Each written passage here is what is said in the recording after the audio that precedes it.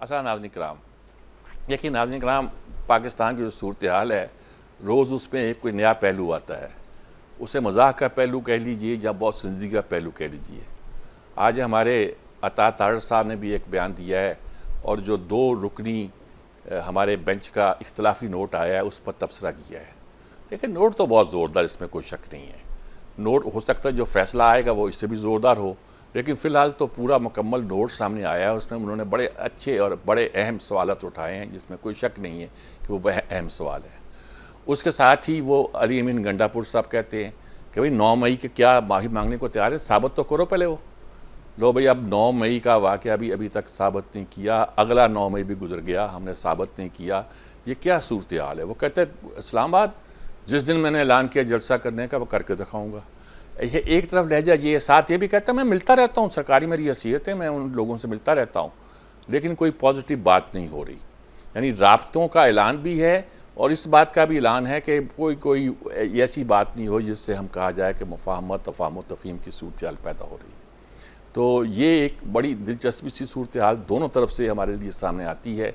हम जो अवाम कह लीजिए कि हम गरीब लोग जो हैं, गरीब कह लीजिए, हम कह लीजिए मज़लूम लोग जो हैं, हम कहाँ जाएं, कौन सी बात को देखें? कभी 70 साल से ज़्यादा हो गया पाकिस्तान को बने हुए जी, 70 साल हो गए। तो कभी इस ज़िंदगी में ऐसा वक्त नहीं आया होगा जब लोगों के जहनों में ऐसी कन्फ्यूजन पैदा हुई होगी जैसी अब हुई है। तो इस पे भी हम गुफ्तगू करेंगे।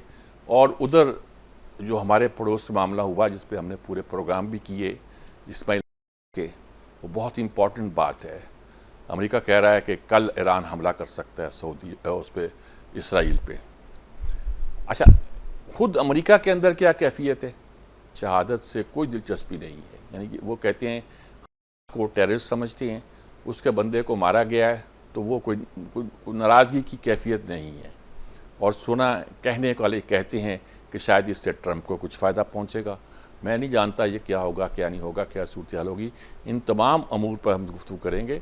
हमारे जो कौमी अमूर भी हैं और बैनुल अक़वामी कह लीजिए या इलाकाई अमूर कह लीजिए या कुछ भी कह लीजिए, उस पर भी गुफ्तगू करेंगे। मेरे साथ एक बहुत अच्छा पैनल यहाँ मौजूद है। यहाँ स्टूडियो मेरे साथ यहाँ डॉक्टर आसिम अल्लाह बख्श साहब हैं मेरे दाईं तरफ, बाईं तरफ प्रोफेसर नईम मसूद साहब हैं जी, और आमर खाकवानी साहब हमारे साथ होंगे जी, और नसीम सिद्दीकी साहब वो हमारा साथ देंगे जी। ये 4 लोग जो हैं, आप अंदाज़ा लग सकता है कि गुफ्तगू हमारी किस नहज पर चल। डॉक्टर साहब, पहले मैं आपसे पूछता हूँ, ईरान की सूरत हाल पर भी बताइएगा और मुल्क की जो सूरत हाल है उस पर भी कहिएगा, क्या कहते हैं आप, हम कहाँ खड़े हैं? देखिए मीर साहब, ईरान की सूरत हाल तो कुछ ऐसे है कि इसराइल ने एक ऐसा काम किया है जिसने ईरान के अलावा ख़ित्ते के सारे ममालिक को मुतासर किया है। और ईरान के हवाले से अगर आप देखें तो इस वक्त उस हमले के बाद एक बाकायदा मुहिम चल रही है जिसमें ये साबित करने की कोशिश की जा रही है, ख़ास तौर पर मगरबी प्रेस की तरफ से, कि ईरान की जो इंटेलिजेंस ऑपरेटर्स है, सिक्योरिटी ऑपरेटर्स है, वो या तो कंप्रोमाइज़्ड है या बिल्कुल नाअहल है। और इसका नतीजा ये निकलता है कि ईरान में कोई भी शख्सियत हमारे से महफूज नहीं है। और इसके लिए वो जो थ्योरी पेश कर रहे हैं जो वेस्टर्न मीडिया, वो ये है कि यहाँ पे 2 महीने पहले मुख्तलिफ़ लोकेशंस पे 2-3 पे उसी बिल्डिंग में बॉम्ब प्लांट कर दिया गया था और हमारे एजेंट्स ने वो किया था। दूसरी तरफ ईरान भी इस सिचुएशन को समझता है और वो उसका काउंटर कर रहा है। वो कह रहा है कि नहीं, ऐसी कोई बात नहीं, बल्कि व्हाट्सएप या किसी और फ़ोन ऐप के ज़रिए ट्रैकिंग लगा कर और ये लोकली मिसाइल फायर किया गया। क्योंकि अगर ये लोकली मिसाइल फायर होता है तो फिर उस पर उस किस्म का इल्ज़ाम नहीं आता है जो वेस्ट प्लेस कर रहा है कि इनकी जो इंटेलिजेंस एजेंसीज़ हैं वो बिल्कुल किसी जो है उनकी महारत जो है वो बिल्कुल ना होने के मुतरादिफ है। तो इस वक्त एक तो ये टसल चल रही। दूसरा ये है कि जो काम इन्होंने किया है उसका मैसेज जो दूसरी गल्फ़ स्टेट्स है उसमें भी गया है कि इसराइल की पेनिट्रेशन जो है वो बहुत ज़्यादा है, बहुत ज़्यादा। और ईरान इस वक्त उस लिहाज से थोड़ा सा ख़ुद को आइसोलेटेड भी फील कर रहा है। एक तो एम्बेरसमेंट बेतहाशा है। उनके एक मीडिया ने लिखा कि ये नहीं हुआ कि वहाँ उनका मेहमान मारा गया, और ये नहीं हुआ कि उनके सबसे जो मजबूत हिसार है उसमें मारा गया है, और ये नहीं हुआ कि ईरान को एम्बेरसमेंट हुई है, बल्कि ये सब हुआ और उससे बहुत ज़्यादा कुछ हुआ है। तो ये इस वजह से एक गुंजलक सूरत हाल। अब ईरान अगर कोई जवाबी कार्रवाई करता है तो उसे इन काइंड बराबर ज़रूर होना चाहिए, यानी क्वालिटेटिवली बराबर होना चाहिए। अब वो महज 300-400 मिसाइल या ड्रोन चला कर वो बात पूरी शायद ना हो सके। उसको उसी तरह स्मार्ट और वेल क्राफ्टेड किस्म का कोई मंसूबे के साथ सामने आना पड़ेगा, जिससे इसराइल को भी ये मैसेज मिले कि वो जिस तरह एक मोनोपोली अपनी समझ रहा है इलाके के मामलात पर या खत्ते में, जिस तरह वो अपना असर पैदा कर रहा है, वो शायद अब ईरान उसके लिए एक फॉर्मेडेबल चैलेंज पेश कर सकता है। लेकिन ये बहरहाल अब जो प्रीएम्पशन चल रही है कि कल मंडे तक जो है वो हमला हो जाएगा, ट्यूसडे तक, ये भी ईरान को जिच करने के लिए है बेसिकली। ये मैं नहीं समझता कि कोई भी हमला इस तरह हो सकता है कि वो पहले उसकी कैलेंडर दे दें। वो जब एलिमेंट ऑफ सरप्राइज़ ही ना रहा तो वो फिर हमला किस काम का है। ये तो सारा ये है कि ईरान के लिए वक्त बहुत मुश्किल है, नए प्रेसिडेंट हैं, उनके ऊपर बहुत इंटरनल प्रेशर है, लेकिन इससे किस तरह वो बुर्दबारी से आगे गुजरते हैं और फिर अपना को प्लान अनलीश करते हैं। ना ये प्रॉक्सी से काम होना है और ना ये 300 मिसाइल चला के काम होना है। ये काम किसी ऐसे तरीके से होना है जिससे वाकई एक स्ट्रेटेजिक मैसेज जो है वो मिले इसराइल को। ठीक बात जी। तस्नीम सिद्दीकी साहब, आप क्या कहेंगे? मैं इनसे तो बाद में पूछता हूं, पहले आप बताइए आप क्या कहेंगे इस मसले पे। पहले बात कर लेते हैं, दूसरे मसले पे आप बाद में करेंगे क्योंकि मसले अलग अलग हो जाएंगे। अगर दोनों पे इकट्ठे बात की तो मसला गड़बड़ हो जाएगा। तो ये जो इंटरनेशनल मसला या इलाकाई मसला है, जो ईरान का मसला है, इस पे आप आपका क्या मौक़िफ़ है? देखिए, बात बिल्कुल वो जिस तरह पहले अभी बात हुई है कि ये बड़ा गंभीर मसला होता जा रहा है और बड़ा अफसोसनाक वाक़या है। लिबनान और फ़लस्तीन के अंदर तो पहले ही इसराइल बहुत ज़्यादा जुल्म ढा रहा है, अब उसकी पहुंच गई है। और जिस तरह ये वाक़या पेश आया है, वाकई जो मिडिल ईस्ट है उनके लिए भी एक बहुत बड़ा अलार्मिंग सिचुएशन है कि इसराइल कहीं पर भी किसी वक्त भी किसी जगह जो है वो स्ट्राइक कर सकता है। ईरान की सिचुएशन इसलिए मुख्तलिफ है कि पहले उनके प्रेसिडेंट साहब का जो है हेलीकॉप्टर क्रैश होता है, उस वाक़े की भी पता नहीं अभी मुकम्मल तहकीकात हुई हैं या नहीं हुई कि वो वाक़या किस तरह पेश आया। उसके बाद दूसरा ये इतना बड़ा वाक़या इस्माइल हानिया की शहादत का पेश आ जाता है। तो ईरान को अपना इंटरनली भी मामला देखना पड़ेगा। अगर वो कहते हैं कि इंटरनली कहीं से मिसाइल आके लगा है तो फिर तो उनको अपने बॉर्डर्स के अंदर भी अपनी सिक्योरिटी हाई करनी पड़ेगी, अपनी इंटेलिजेंस हाई करनी पड़ेगी। लेकिन जो ईरान की सिचुएशन है उसके ऊपर पहले ही अमेरिका की तरफ से बहुत ज़्यादा पाबंदियां हैं और अगर वो कोई इस किस्म का स्टेप लेता है तो उसका नतीजा क्या निकलेगा, ये ज़रा बहुत सोचने वाली बात है। क्योंकि जिस तरह हमने इसराइल के ऊपर पहले अटैक किया था और उसके बाद जो रिपरकशंस आए, आपने देखा कि वहाँ पे हज़ारों लाखों की तादाद में इस वक्त लोग शहीद हो चुके हैं, जिसमें बच्चों की तादाद बहुत ज़्यादा है। तो ईरान अगर सोचे समझे बगैर एकदम से कोई बड़ी स्ट्राइक इसराइल के ऊपर करता है तो उसके फिर नताइज बड़े भयानक होंगे। इलाके में एक बहुत बड़ी जंग छिड़ सकती है और उसके असरात डेफिनेटली पाकिस्तान तक भी पहुंचेंगे, मिडिल ईस्ट कंट्री तक भी पहुंचेंगे। अभी यूक्रेन की वार से हम लोग बाहर नहीं निकले हैं, जिसकी वजह से आप देखेंगे पूरी दुनिया में कितनी महंगाई हो रही है। तो मेरे ख्याल से इंटरनेशनली भी तमाम पावर्स को सोचना चाहिए कि ये जो एक इस्लामोफोबिया का भी बुखार चढ़ता चला जा रहा है। आजकल तो इंग्लैंड में भी बहुत ज़्यादा हंगामे हो रहे हैं, मुसलमानों की मसाजिद पे हमले किए जा रहे हैं। तो ये मेरे ख्याल से तमाम इस्लामी ममालिक को मिल के बैठना पड़ेगा और कोई ना कोई इसका हल निकालना पड़ेगा। हल हमेशा डायलॉग से निकलता है, भले सेकेंड वर्ल्ड वॉर हो, लाखों जाने गई, करोड़ों अरबों का नुकसान हुआ, लेकिन उसके बाद मेज पर बैठना पड़ा। तो अभी भी ये जो फ़लस्तीन का और इसराइल का मामला चल रहा है, इस्लामी ममालिक को इसमें जो है वो फ्रंट लाइन पे आना चाहिए। और वो अगर सऊदी अरब एक बड़ी ताकत है, यूएई एक बड़ी ताकत है, कतर है, तो ये अमेरिका को भी ऑन बोर्ड लेके आए, बरतानिया को, कनाडा को, जो भी यूरोपियन कंट्रीज हैं, जो ताकतवर मुल्क हैं, उनको बेस पे लेके आए, उस मसले का हल निकलना चाहिए। जिस तरह रोजाना गजा में शहादतें हो रही हैं वो कोई मसले का हल तो नहीं, और ये बात अगर बढ़ती चली गई तो फिर पूरे खित्ते के लिए बहुत खतरनाक। ठीक बात जी आमिर खाकवानी साहब, मैं इस पे एक प्रोग्राम कर चुका हूं, लेकिन ये इतना अहम मसला है और इतना अहम मौजू है कि हम सब अपने अंदरूनी मामलात को छोड़कर इस पर ज़्यादा बात करना चाह रहे हैं। आप इस मसले पे क्या कहेंगे? कैसी सूरत चाल दिखाई देती है आपको? ये जी, आपने मीर साहब आपने दुरुस्त कहा, ये बहुत ही अहम, हसास और बल्कि आप पेचीदगी भी खास शामिल होगी है। डॉक्टर आसिम उल्लाह साहब ने बिल्कुल दुरुस्त कहा। ईरान के लिए न सिर्फ ये सारी चीजें एक्सपोज तो हुई हैं, उनकी सिक्योरिटी में लैब से कमजोरियां तो बहरहाल हैं ऑब्वियसली। मैं खुद भी, मुझे भी ये न्यूयॉर्क टाइम्स की स्टोरी या जो बरतानी अखबार की स्टोरीज हैं वो मुझे इतनी वजन नहीं लगा। और मुझे भी यही लगता है कि मुल्क के अंदर से ही कार्रवाई हुई है और 2 महीने पहले से प्लान नहीं किए गए। लेकिन बहरहाल अब देखें, एक तो ये उसने हमला करना है, हमला भी उसने ऐसा करना है कि उसके बाद में इस पे जवाबी हमले और ना हो, यानी वो बहुत ही कैलकुलेटेड किस्म की। एक तो आप और ये भी नहीं करना कि अभी मगरबी ममालिक में उनकी इसराइल की किसी एम्बेसी, यानी इसराइली किसी इत्तेहादी मुल्क की, जहां पे उसकी किसी और मुल्क में एम्बेसी पे भी हमला नहीं किया जा सकता, उसके नतीजे में एक और जंग का मतलब एक और रुख अख्तियार कर लेगी सूरत हाल। और फिर वो उनका जो सारी शील्ड देखे ना, अब इसराइल ने हमला किया है तो ईरान को जवाबी हमला बनता है उसका। अब उसमें अमेरिका का कोई तुक्की नहीं बनती किरदार कि वो अपने बहरी जहाज भेज दे और मिसाइल शील्ड और सारी शील्डें इस्तेमाल करके उनको रोकने की कोशिश करे। तो उस सबको शील्ड्स को सबको पेनिट्रेट करके वार करना, और वो यानी बहुत ही पेचीदा सूरत है। और उससे ज्यादा परेशान को मीर साहब ये है कि इस मामले को यानी इसराइल ईरान पर दबाव हटाने के लिए कोई हमारा मुस्लिम मुल्क भी सामने नहीं आ रहा, आगे नहीं बढ़ रहा। ठीक ठीक, ये मैं तो अभी तक तो मुझे तो बड़ी इसमें तशवीश है। अभी तक मैंने अरब जो हमारे जो दोस्त भाई मुल्क हमारे उनकी तरफ से मैं तो मेरा ख्याल लगता है शायद रद्द-ए-अमल आए कुछ ही नहीं हमारे मुल्कों की तरफ से। दोस्त मुल्कों भाइयों ने नाम लेना मुझे अच्छा नहीं लगता, जनाजा में शिरकत तक नहीं की जी ऑफिशियली। जी जी बिल्कुल, बड़े ही। और देखिए ना, एक ये होता है यानी कि ईरान वाले जनाजे में नहीं, फंसे कतर हुए वाले हो। जनाजे में भी शिरकत नहीं की।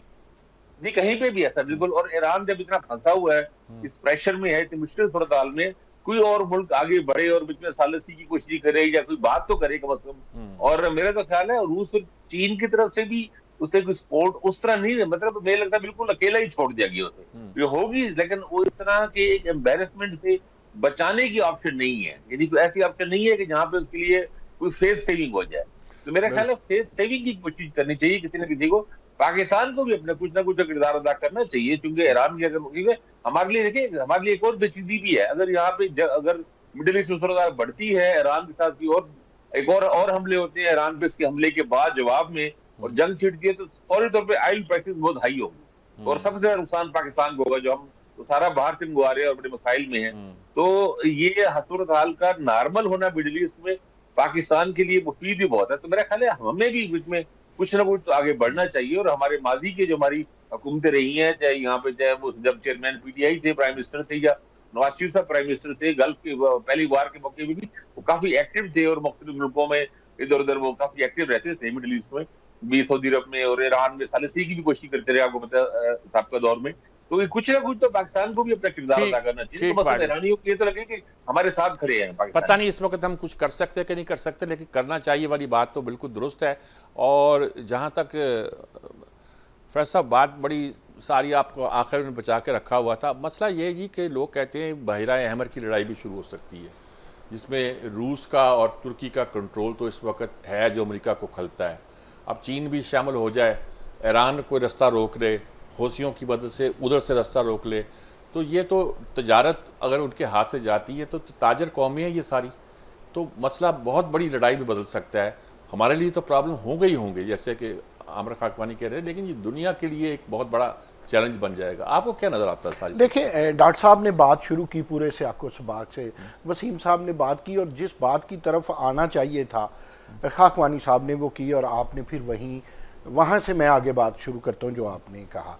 देखिए, अगर तो बदला लेना होता, जवाबी मिसाइल जाने होते, तो ये कब का हो चुका होता। जब आप जंग में इंतज़ार करते हैं तो फिर जिस पे आपने हमला करना है वो भी आपके लिए फिर तैयार होता है, लंबी जंग का आगाज़ हो जाता है।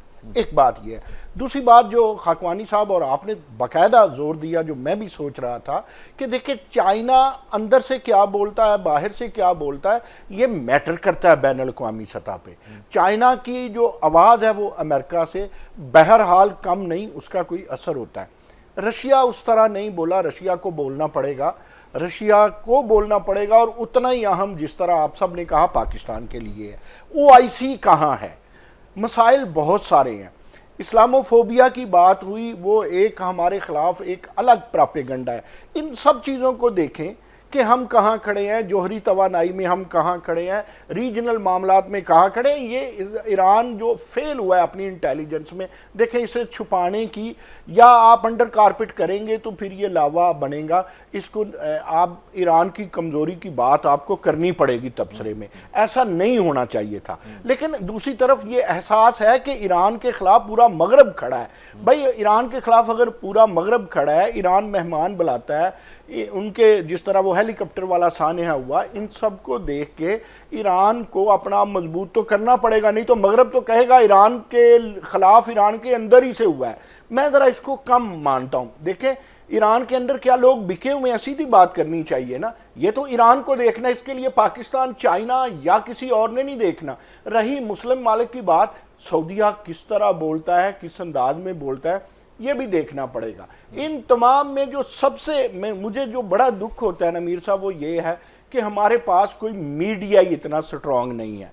जिन्हें हम उम्मत मुसलमान कहते हैं, उनकी आवाज़ कहीं से इतनी जानदार निकलती नहीं है। अगर निकलती है तो इंग्लिश मीडिया इतना स्ट्रांग नहीं है हमारे पास। तो इस ईरान से अगर OIC ने, अगर पाकिस्तान ने, अगर मलेशिया, इंडोनेशिया ने कुछ ना सीखा, मैं उम्मत मुसलमान की बात कर रहा हूँ, कुछ ना सीखा, तो फिर ये आगे जाकर के ज़्यादा तंग करेगा। और रही मगरब की बात, तो मगरब के हवाले से मगरब को खुद सोचना चाहिए कि आतिश फिशां है इजराइल, और जिस दिन उसने मगरब की तरफ मुंह किया तो ईरान तो जवाब भी दे रहा है, या जो ईरान है वो चैलेंजेस का सामना भी कर पा रहा है। आप देखिएगा कि वो दिन दूर नहीं जब ये इजराइल उसकी तरफ भी मुंह कर लेगा। इसीलिए तो वो आमना व सदकना करता है मगरब के, कहीं इजराइल उनकी तरफ मुंह ना कर ले। ये नासूर बनता जा रहा है। इसको मुस्लिम मालिक को भी और गैर मुस्लिम को, आलमी बरादरी को देखना पड़ेगा। एक नया नुक्ता बिल्कुल उसमें निकाला। देखें, ये सूरत बहुत नाजुक है और बहुत हसास है। हम उसमें कोई शक नहीं है, एक आलमी जंग के दहाने पर है। कुछ लोग इसको कंपेयर कर रहे हैं कि जैसे जर्मनी ने पोलैंड पे हमला किया था, उसके बाद बिल्कुल दुनिया जो था अपने अपने इंटरेस्ट में आगे आई, बरतानिया और फ्रांस और फिर उसके बाद रूस, सब जैसे गोया तैयार बैठे थे जंग के लिए। कुछ लोग कहते हैं जैसे अब भी बहुत से मुल्क जंग के लिए तैयार बैठे हैं, जंग उनके इंटरेस्ट के हैं, जंग उनका शौक़ है। मुझे नहीं पता क्या सूरत हाल है, लेकिन ये भी कहा जा रहा है। एक वक्फा लेते हैं, वक्फे के बाद इस बात को जारी रखते हैं। यहाँ जो दूसरे पहलू हमारे अपने कौमी मसाइल हैं उस पर नज़र डालते हैं। एक वक्फा के बाद हाज़िर होते हैं। जी नाज़रीन किराम, मैंने कहा कि दूसरे पहलुओं पर नज़र डालते हैं। आसिम अल्लाह बख्श साहब, हमने दूसरी बातें भी की। साहब, आपको जहन में होगा, हमने अली अमीन गंडापुर का बयान किया था, ये अता तारक का बयान किया था। कोर्ट के फैसले पर जो इख्तलाफी नोट आया है तो बड़ा ज़ोरदार, इसमें कोई शक नहीं। बल्कि इससे क्या सूरत हाल हमारी ये बताती है कि हमारे यहाँ बहुत बड़ी कन्फ्यूजन पैदा होने वाली है। शायद टकराव होने वाला है इदारों में, शायद टकराव नहीं होने वाला, तो हम अभी सीधा रास्ते पर चलने वाले नहीं हैं। आपको क्या दिखाई देता है? वो कहते हैं मैं इस्लामाबाद में जलसा करके दिखा दूंगा। वो कहते हैं 9 मई कौन सा, पहले साबित तो करो। वो कहते हैं जी कि आप कहते हैं हार चोरी किया, मैं तुम पे आके मुकदमा कर दूंगा, नया पे भी कर दूंगा, मोहसिन नकवी पे कर दूंगा, हमने कुछ नहीं किया। ये कहते हैं ये चोर है, इसने फलां चीज़ें यहाँ से लेकर दुनिया में बेची और कीमत बाद में अदा की, सौदा पहले किए। ये सारी बहुत सारी बातें हैं, कुछ समझ नहीं आता हम खड़े कहाँ हैं। सर असल में जब भी बाकी लीडर जो डिस्क्रेडिट हो चुके हैं, ये नई क़यादत भी अगर डिस्क्रेडिट हो रही है तो हमारे पास तो कुछ भी नहीं रहता। देखिए सर, बात यह है कि जमहूरियत में इख्तलाफ राय तो होता ही है, और जमहूरियत का इतना बहुत मेहरबानी होती है कि उसने जो माजी का तरीका था कि यहाँ कोई मरेगा या मारा जाएगा, ये तो जो मसनद इक़्तिदार है वो किसी और के पास जाएगी, उसको बदला है। लेकिन उसके साथ ये इतनी कड़वाहट बहरहाल ज़रूर है कि इख्तलाफ राय होता है और एक दूसरे पर बहुत ज़्यादा तनकीद होती है, जो बाज़ दफ़ा तज़हीक या तज़लील तक भी पहुँच जाती है। लेकिन बहरहाल ये होता है। लेकिन हमारे यहाँ जिस चीज़ ने मुझे परेशान कर दिया है, वो कायद आज़म मोहम्मद अली जिन्ना से किसी ने पूछा कि ये क्या आप बात करते हैं दो कौमी नज़रिए की। उन्होंने कहा बात ये है कि जो हमारे हीरो हैं वो उनके विलन हैं, जो उनके हीरो हैं वो हमारे विलन हैं। हमारा कुछ ना नज़रिया मिलता है ना हमारा विजन मिलता है। उनकी हिस्ट्री और हमारी हिस्ट्री और। मुझे लगता है कि हम कहीं इस तरफ इख्तलाफ राय अपनी जगह है, लेकिन अब देखिए कि हमारे जज, तुम्हारे जर्नैल, हमारे जर्नैल, हमारे लोग, तुम्हारे लोग, ये हम किस तरफ बढ़ रहे हैं। असल में इस वक्त जो मौका है वो हम जो फ़रोआत हैं, जो इससे ऑफ शूट्स हैं, उस पर जितनी भी बात करेंगे वो बात ज़ाहिर है कि हर किसी के पास अपने आर्गूमेंट है वो हो जाएगी। असल बात इस वक्त ये देखने की है कि वो कौन सा कॉमन पॉइंट है जहाँ से हम रीस्टार्ट का बटन दबा सकते हैं, जहाँ से हम कॉमन एजेंडा लेकर वो बात करें जो अगले को भी समझ आए और अगले की बात मुझे समझ आए। इस वक्त ये कि जो वो कर रहा है, मसलन ये कि वो अली अमीन गंडापुर के अपने कहा, उन्होंने कहा है कि जी मैं माफ़ी मांग लेंगे, जो बानी चेयरमैन हैं वो, अगर वो 9 मई साबित हो जाए। अब अगर वो हल्का सा बोल दें तो वो आपको सुनाई नहीं देता, लेकिन उन्होंने कहा कि अगर साबित हो जाए, यानी वो कहते हैं कि ये हम माफ़ी मांगने का तो सवाल ही, क्योंकि साबित ही नहीं होता। अब ये जब इस किस्म की सूरत हाल हो तो आवाम कन्फ्यूजन का शिकार हो जाते हैं। और मेरी फ़िक्र ये है कि कन्फ्यूजन का जो दौर है, जैसे आपने कहा इस वक्त कन्फ्यूजन सबसे ज़्यादा, मुझे लगता है ऐसे कन्फ्यूजन पहले भी एक दफ़ा माजी में देखा है, उसमें कोई ना कोई वारदात पड़ जाती है। और इस वक्त जो एक वारदात शुरू हुई है हमारे शुमाली इलाकों में, इस वक्त काफ़ी ज़्यादा टेंशन है और हमारी अफवाज को काफ़ी ज़्यादा मेहनत करना पड़ रही है टेररिज्म के ख़िलाफ़। और आप देखिए कि साउथ में बलूचिस्तान की तरफ भी कुछ ऐसे ही वाक़यात हैं। जब तक इंटरनली कॉमन एजेंडा डिफ़ाइन हो के जल्द अज जल्द इस पर बात नहीं होगी और इदारे हमारे नहीं होंगे, हमारी अदलिया नहीं होगी, यानी हमारी से मुराद तुम्हारी, हमारी नहीं हमारी, तब तक हम शायद आगे बढ़ नहीं सकें। इन बातों पे जितनी मर्ज़ी बहस कर लें, जितने मर्ज़ी हम इस पर आर्गूमेंट दे लें, इसका नतीजा कोई नहीं निकलेगा। इसका ये होगा कि आप अपनी बहस करके चले जाएंगे, मैं अपनी बहस करके चले जाऊँगा, नतीजा क्या निकला, what is the way forward. तो वे फॉरवर्ड के लिए ज़रूरी है कि हम ये देखें कि किसके क्या कंसर्न्स हैं, कहाँ से एड्रेस कर सकते हैं। इसमें कुर्बानी अल्हम्दुलिल्लाह किसी चीज़ की नहीं देनी पड़ेगी, ख़ास तौर पर ज़िंदगी की, माल की, किसी को, सिर्फ ईगो की कुर्बानी। ठीक। और ईगो वो ऐसी चीज़ है जो इस लायक है कि अगर उस कुर्बानी दे के कौम के लिए एक रास्ता जो है वो इस्तवार किया जा सके, तो मेरा ख्याल ऐसा हो जाना चाहिए। जी जनाब तस्नीम सिद्दीकी साहब, आप वे फॉरवर्ड ये गुफ्तगू हो रही है, क्या है हमारे लिए एज ए नेशन, क्या है? देखिए मीर साहब, बड़ा अच्छा सवाल आपने किया, डॉक्टर साहब ने बड़ी अच्छी तरह सारी बातों को दरिया कूजे में बंद किया। बात यह कि हमें अपना हाउस जो है वो इन ऑर्डर करना पड़ेगा। जो स्टैब्लिशमेंट है हमारे मुल्क की, सबको पता है कि ताकत उनके पास है, और वो इस वक्त पाकिस्तान जो है वो दुश्मनों में घिरा हुआ है। दहशतगर्दी के आप देखें वाकयात बढ़ते चले जा रहे हैं, लेकिन हम जो अंदरूनी मामलात हैं उनको भी संभाल नहीं पा रहे। हम मामूली, यानी कि हमारे मुल्क में असल जो मसला है वो हमेशा इलेक्शन का रहा है। जब भी आपने मैंडेट चोरी किया है, मुल्क को बड़ा नुकसान पहुंचा, वो 70 हो, वो 2018 हो, 2024 हो, 1977 हो। आप देखें कि अगर मैंडेट जिसका है, जिसको कौम पसंद करती है, जिस लीडर को लाना चाहती है, आप कौन होते हैं उसको रोकने वाले? जब जब आपने इस तरह की हरकतें की हैं, मुल्क को बहुत बड़ा नुकसान पहुंचे। अभी देखिए, अभी तोशाखाना की बात हो रही है, अली अमीन गंडापुर, अता तारड़, ये लोग क्या है? मैं तो सॉरी टू से मैं कहूँगा ये क्या बेचते हैं ये लोग ना। हम इनको इतनी अहमियत देते हैं, इनके बयानात को अहमियत देते हैं। बड़े बड़े सियासतदान हमारे मुल्क में पड़े हुए हैं, उनकी गोल में इस कॉन्फ्रेंस होनी चाहिए। जो पाकिस्तान का इंटरनल मसला चल रहा है, अवाम महंगाई से मर रहे हैं। अब सिर्फ गरीब अवाम नहीं, बल्कि जो साहिब हैसियत भी है, हमारे और आप जैसे लोग भी, वो बिजली के बिलों से तंग है। और हम अभी तक इसमें है कि जी उसने हार चोरी कर लिए, जिन्होंने पहले हार चोरी किया। आप दुरुस्त कह रहे हैं कि महंगाई, आप लंदन के हालात से वाकिफ हैं। लंदन में, अमेरिका में भी महंगाई जो इंटरनेशनल फिनोमिना है वो तो बहुत तंग कर देने वाला है, वहाँ कम नहीं है। मीर साहब, हम इसको लंदन से मुवाजना इसलिए मैं मुवाजना नहीं कर रहा, मैं महंगाई की लहर की बात कर रहा हूँ। लोग अपने मॉर्गेज पे करना उनके लिए मुश्किल हो रहा है इस वक्त। हमारा मसला और है, हमारे बिल पे करना मुश्किल है, उनके लिए आपने बस। जी जी मीर साहब, मैं यही आपको बताना चाहता कि यहाँ पे कम से कम आपको अपने बच्चों की फीस नहीं देनी पड़ती, एजुकेशन फ्री है। आपको डॉक्टर के पास जाने के लिए फीस नहीं देनी पड़ती, आपका डॉक्टर फ्री है, आपकी दवाइयाँ फ्री हैं। अगर आप बेरोजगार हैं, गवर्नमेंट आपको पैसे देती है। अगर रहने को जगह नहीं है, आपको हाउसिंग देती है। तो इतनी जब फैसिलिटीज होती है तो उसमें छोटी मोटी प्रॉब्लम्स, अगर मॉर्गेज आई है, कोई और मसला है, तो लोग उसको बर्दाश्त कर लेते हैं। लेकिन पाकिस्तान में जिसकी तनख्वाह 18,000 रुपये है, उसका बिल 25,000 रुपये आ रहा है। और हम डिस्कस कर रहे हैं जी कि इमरान खान जो है वो उसने हार बेच दिया। जिसने पहले हार बेचा था उसको तो आपने चेयरमैन सेनेट बना दिया, जिसने फेक अकाउंट्स बनाए उसको प्रेसिडेंट ऑफ पाकिस्तान बना दिया, जिनके ऊपर अरबों की मनी लॉन्ड्रिंग की फर्द जुर्म आयद होने वाली थी उनको आपने वजीर आजम बना दिया। और फिर अगर आप बिल्ली को आते हुए देख के कबूतर आंखें बंद कर ले और कहे कि मुझे कोई खाएगा नहीं, तो ये तो फिर दीवाने का ख्वाब ही। हल आपके पास भी नहीं है, हम वही माजी के गिर्द घूमते जा रहे हैं। हम आमर आसमानी साहब, आपका भी यही मेरा ख्याल में नुक्ता नजर होगा जो इन्होंने बयान किया है। नहीं, मेरा अपना नुक्ता नजर है, मैं अपनी बात ही करता हूँ। मीर साहब, असल में हल भी डिपेंड ही कर रहा होता है कि आप किस चीज को हल समझ रहे हैं। मसलन आज एक हल पेश किया है पाकिस्तान पीपल्स पार्टी के नईर बुखारी साहब, साबिक चेयरमैन सेनेट भी रहे हैं। उनकी मैं स्टेटमेंट देख रहा था, उन्होंने कहा हुकूमत को कहा कि अगर हुकूमत को इनसिक्योरिटी है, उनको खतरा महसूस हो रहा है, तो असेंबली तहलील करे और नया इलेक्शन करवा लें। एक हल तो दिया उन्होंने, एक नया इलेक्शन करवा लें, असेंबली तहलील करे, नया इलेक्शन करवा लें। आपके ख्याल में ये हल है इस हुकूमत को? आपके ख्याल में हल है? बिल्कुल, हर चीज यहाँ पाकिस्तान में हर चीज मुमकिन हो सकती है। अगर मैंडेट चोरी हो सकता है तो मैंडेट सही है क्या?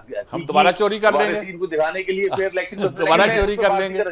देखिए मीर साहब देखिए, मैं ये कहना चाह रहा हूँ, आज जो 2 रुकनी आज जिसपे उन्होंने तारण साहब ने प्रेस कॉन्फ्रेंस की है, अब उससे मुझे हैरत इस बात हुई है कि 13 रुकनी फुल कोर्ट थी, उसमें से 2 जजेस के फैसले को उन्होंने यूं ग्लोरीफाई, जो एक अकलीती फैसला ये जहर है, आप उसे कह रहे हैं जोरदार फैसला, वो आपकी राय का जहर हम एहतराम करते हैं बहुत ज्यादा, लेकिन अभी तो दूसरा फैसला आया ही नहीं ना, और ये सिर्फ 23 सफ़े का गालबन फैसला है, और वो जो मेन फैसला होगा गालबन वो मे भी 100-200 सफ़े का हो, जो आमतौर पर इस किस्म के बड़े केसेस के फैसले बहुत डिटेल्ड होते हैं, तफसीली होते हैं, इस वजह से ज़ाहिर लिखे जाने में टाइम भी लग रहा है।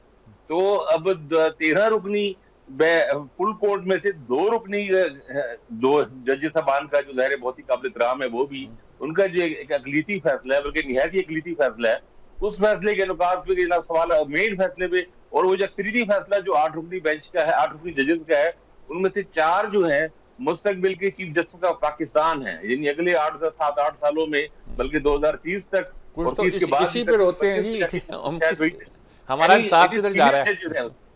उसमें सीनियर मोस्ट जजेस हैं और अगले 4 मुस्तकबिल के चीफ जस्टिस होंगे पाकिस्तान के, मतलब वो उसमें, यदि आप, मैं कहना ही चाह रहा हूँ सीनियरिटी के उसमें। आमिर साहब, मसला ये नहीं है कि एक मिनट मसला, मैं आपसे एक सवाल पूछना चाहता हूँ, मसला ये नहीं है कि कौन क्या है, किसने क्या फैसला दिया, मसला ये है कि जो आर्गुमेंट दिए गए हैं, अगर कोई उसको अप्रिशिएट करता है तो उसको तजिया करना भी तो आपका ही काम है ना, कि वो जो कहते हैं कि आइन के आर्टिकल फलाने को सस्पेंड करना पड़ेगा आपको। बात ये है, देखिए यही एतराज किया जा रहा है ना, जब तक अक्सरियती फैसला सामने आए ही ना, जो उनके दलाइल हैं वो दलाइल ही ना हो, तो दूसरे पर कैसी बात कर सकते हैं। और मुझे तो इस बात की भी हैरत है कि अक्सरियती फैसला अभी सामने आया ही नहीं, और इन 2 फाजिल जज साहबान ने फैसला किया, और साथ ये लिखा है कि अभी हमारे सामने चूंकि अक्सरियती फैसला नहीं है, तो हमें मजबूरन मुख्तसर फैसले में भी, ऐसी कौन सी मजबूरी आपकी, ऐसी कौन सी मजबूरी लाहक हो गई थी, इन 2 जजेस का फैसला अगर 15-20 दिन या महीना अगर अगली फैसला है, ये तो सुप्रीम कोर्ट का फैसला है ही नहीं ना। आप तो समझते हैं इस बात को कि जो सुप्रीम कोर्ट का फैसला कहलाएगा वो अक्सरियती फैसला ही सुप्रीम कोर्ट का फैसला करेगा। अकलीती नोट ये 6 बरी भाग देते तो तब उससे कोई फर्क नहीं पड़ना। अक्सरियती जो सुप्रीम कोर्ट ऑफ पाकिस्तान का जो फैसला है वो आएंगे, तो आपको ऐसी कौन सी मजबूरी लाहक होगी है इमरजेंसी में 23 सफ़े का इन्होंने हद हो गई यार, भाई हद हो गई, उन्होंने वक्त पे फैसला दे दिया, आप उस पर इतराज कर रहे हैं। चले खैर, देखिए उन्होंने वो छुट्टियां बनाने चले गए।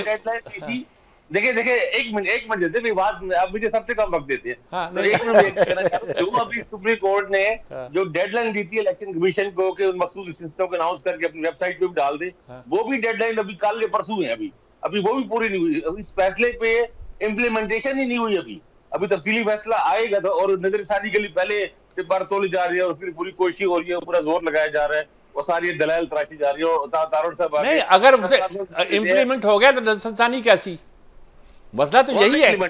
कौन सी मसूद जी साहब, आप कुछ खाकवानी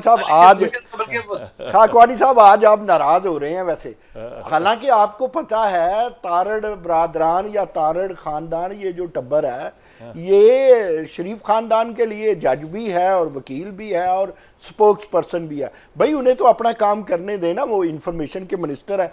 देखिए इसमें खाकवानी साहब कोई दूसरी राय नहीं है कि हर जज की अहमियत है, फिर बहस की एक अहमियत है, हम रीजनिंग तलाश करते हैं। जहाँ तक मुझसे अगर आप पूछें तो मुझे तो लगता है कि हुकूमत, वही जो आम जुमला चल रहा है कि इख्तियार नहीं है, बस हुकूमत है, इख्तियार है, इख्तियार नहीं है। मैं ये समझता हूँ, बात चली थी उस तरफ हम ना आए, ना किसी ने जवाब दिया। गंडापुर साहब जो ये कहते हैं, आप भी देखें, हमारे चारों दोस्त देखें, सदीकी साहब देखें, मीर साहब और डॉक्टर साहब और आप भी, क्या 9 मई का कुछ साबित करना बाकी है? वो फिल्में, वो शोर-ओ-गुल, वो सारा कुछ, वो आग, वो गिराओ जलाओ, वो मियाँ वाली का मामला, ये सारे मामला देखें, ये सारे मामला गलत नहीं है। अब मैं बताता हूँ साबित क्यों नहीं हो रहे। देखें, जिनको आपने इख्तियार दिया ना, उन्हें इख्तियार नहीं दिया। ये जो कहते हैं ना कि मैं जलसा बहुत बड़ा कर दूंगा, गंडापुर साहब कर सकते हैं। गंडापुर साहब उतने ही एक्टिव हैं जितने इनएक्टिव या पैसिव बुजदार साहब थे। इमरान खान साहब अपने वज़राए आला के लिए ऐसा बंदा ढूंढते हैं कि सुबहान अल्लाह, और गंडापुर साहब ये चाहते हैं कि नए इलेक्शन करवाने के लिए वो वहाँ गवर्नर राज लाएं, गंडापुर सब कोई ऐसा मौका। अभी सिद्दीकी साहब ने बड़ी खूबसूरत बातें की, सबको चोर गिरदान दिया कि ना तो साबित हो सका जरदारी साहब पर, ना शहबाज शरीफ साहब तक। इनको भी वोट भाई किसने दिया? अवाम ने दिया, बाहर से वोट इन्होंने भी नहीं लिया। चले अगर इनके साथ कोई सिला रहमी हो गया 2024 में, तो उनके साथ 2018 में हुआ था, सबको पता है। और हम ये कह देते हैं सिला रहमी अच्छा लफ्ज़ इस्तेमाल किए उन्होंने। चले एक और बात मैं आपको बताऊं, मैं समझता इख्तियार है, देखें एक जुमला, मैं समझता इस इख्तियार के पास इख्तियार है। अगर नकवी साहब की बजाय राणा सनाउल्लाह को वजारत दाखिला दी जाए, ओ भाई वजारत दाखिला इतनी अहम है और है वो एस्टेब्लिशमेंट के पास, और हम अपने हीरो तराशते हैं। और जब तक वजीर दाखिला आपके यही नकवी साहब रहेंगे तो आपकी अपोजिशन में भी बड़ा, वो भी डंड बैठ के मारेगी और हुकूमत नहीं मारेगी नकवी साहब के होते हुए। आप क्या समझते हैं कि वजीर आजम और वजीर दाखिला में अंडरस्टैंडिंग है या एक पेज के हैं? नहीं है। मैं ये समझता हूं कि जितनी महंगाई यहां है, इस महंगाई की वजह आपको पता है कि इमरान खान क्या वो पोस्ट ट्रुथ और गैस लाइटिंग थी, और वो लोगों को जज्बाती करना है। महंगाई तो पहले भी आ सकती थी और आनी थी।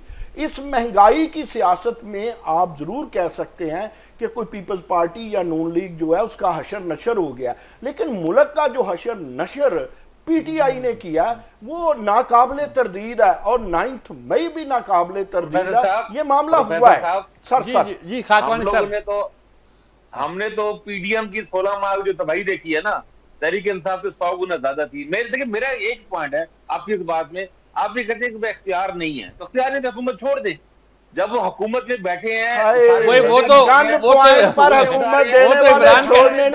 वो तो इमरान यही कहता है कि मुझे इख्तियार नहीं था, हुकूमत उससे भी नहीं छोड़ी। जो मुल्क का वज़ीर आज़म है, देखिए इमरान खान की बात हम नहीं मानते ना, हम ये कहते हैं इमरान खान की नया ली थी उस वक्त, उनको छोड़ देना। चलिए ठीक है, साहब छोड़ने नहीं देते, जिन्होंने गलों में उस्तरों की माला डाल दी जाए ना। सिर्फ एक फिक्र। आज अगर शहबाज शरीफ साहब वज़ीर आज़म है, मरीम नवाज साहब वज़ीर आला है, तो हम समझते हैं कि इख्तियार है, क्योंकि नया इख्तियार होता तो छोड़ देते, पॉलिटिकल लीडर है। अच्छा आपकी बात आ गई, मैं इस पर तबसरा नहीं करना चाहता क्योंकि मेरा तबसरा बहुत सख्त हो जाएगा, वो तबसरा मैं करना नहीं चाहता, बहुत सख्त हो जाएगा। एक वक्फा लेते हैं, वक्फे के बाद बात को आगे जारी रखते हैं। जी नाज़रीन किराम, इस बात को जारी रखते हैं। हमारे यहाँ मार्शल वगैरह रहता है, उस वक्त हमारी मैशियत बेहतर हो जाती है। वो कहते हैं अमेरिका पैसे देता है, बेहतर हो जाती है, होता होगा, लेकिन यह कि डेमोक्रेसी ने क्यों मैशियत अपनी बेहतर नहीं की है, ये भी तो एक सवाल पैदा होता है ना हमारे यहाँ।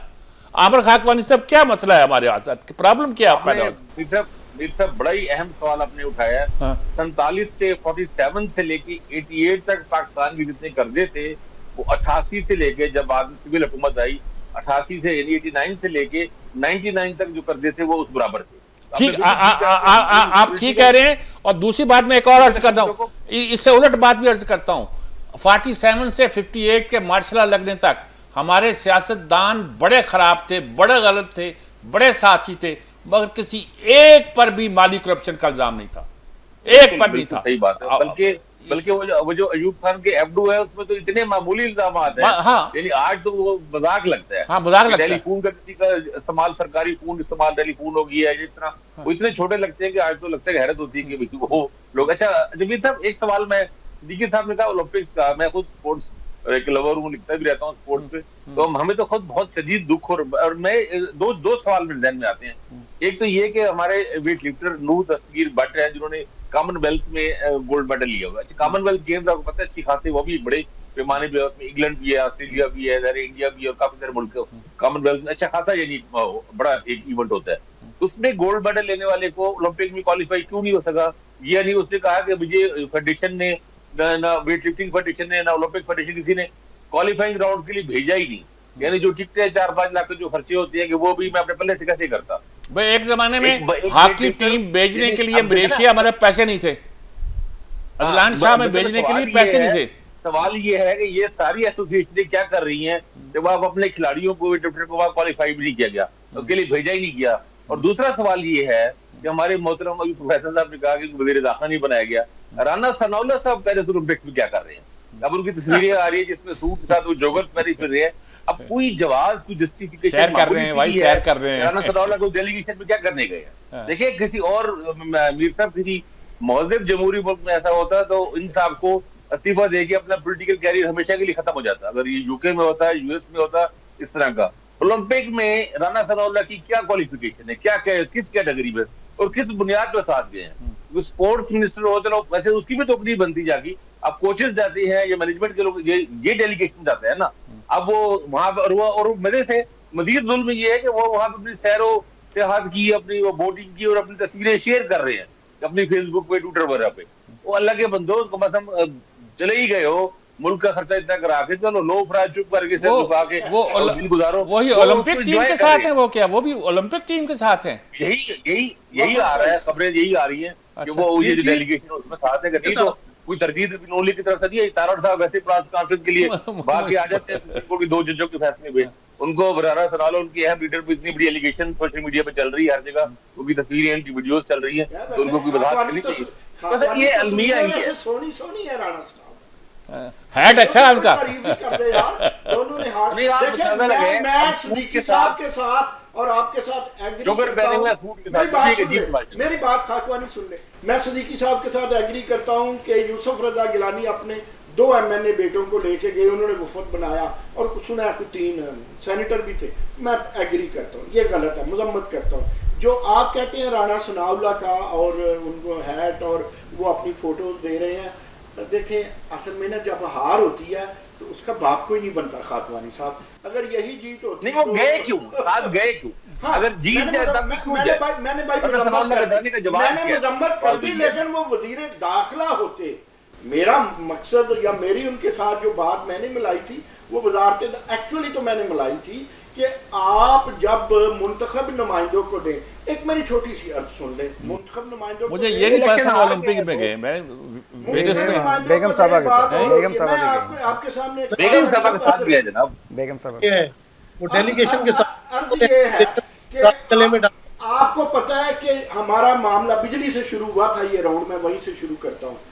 देखें सबसे पहले जो IPP है, इसका नाम हमने प्यार से RPP रखा था, रेंटल का लफ्ज हुआ था और रेंटल के नाम से बड़े लोग मशहूर भी हुए थे। आप वो केस निकाल के देख ले, उस केस में अदालत ने और बिलखसूस इफ्तिखार मोहम्मद चौधरी ने ऐसा बेड़ा गर्क किया कि अगर इफ्तिखार मोहम्मद चौधरी उस वक्त 22 ना होते राजा परवेज अशरफ के साथ और उसमें किसी फैसले की तरफ जाते, पूरा केस पढ़ते, जिसमें बाद में अदालतों को और उन्हें भी बरी भी करना पड़ा, हमें पैसे भी वापस देने पड़े टर्की वर्की को, तो आज मामला ठीक हो जाते। दूसरी बात, हम सियासतदानों को बुरा इसलिए नहीं कहते, आप 2002 से शुरू हो जाएं और उसमें आप देखेंगे कि ये तरीन साहब भी हैं जो मिनिस्टर रहे जरदारी साहब के और इमरान खान साहब के, शौकत तरीन साहब की बात करता हूँ। फिर आप देखें डॉक्टर वो हफीज शेख साहब है, ये देखिए यार ये टेक्नोक्रेट्स हैं। अब इसमें जितने निगरान हुकूमतें आई उसमें भी टेक्नोक्रेट वजीर, टेक्नोक्रेट कभी नहीं सोचता वो किसका सोचता है। वो शौकत अजीज की तरह वो सोचता है IMF का, वो सोचता है वर्ल्ड बैंक का।